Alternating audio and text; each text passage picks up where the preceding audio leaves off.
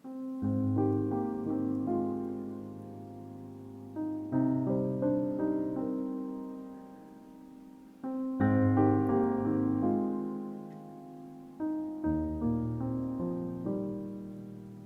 glase wyn later en ek voel hoe my kop draai.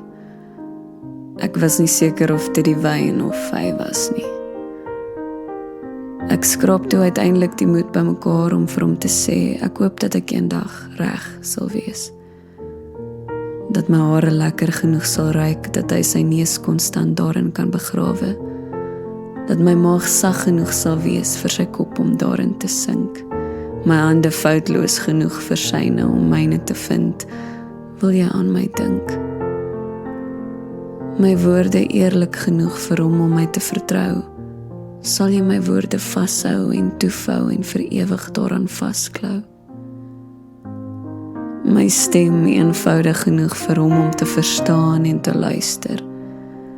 My ore klein genoeg sodat hy magiese woorde daarin fluister. My lippe blink en lig genoeg vir 'n soen, al is dit net vir 'n seisoen. Ek wil hê ons moet die dinge doen wat jy nie met die ander gedoen het nie.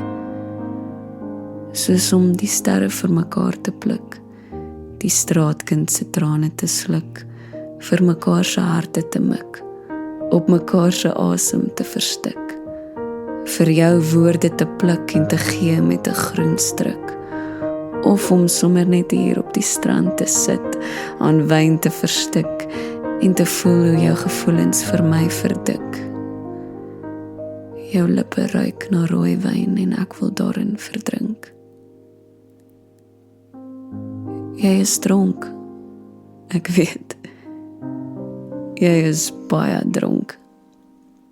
Jy ook. Ek kon die angs aan sy lippe lees. Hy doen toe die eenvoudigste ding op aarde. Leun vorentoe, soen my op die voorkop en fluister.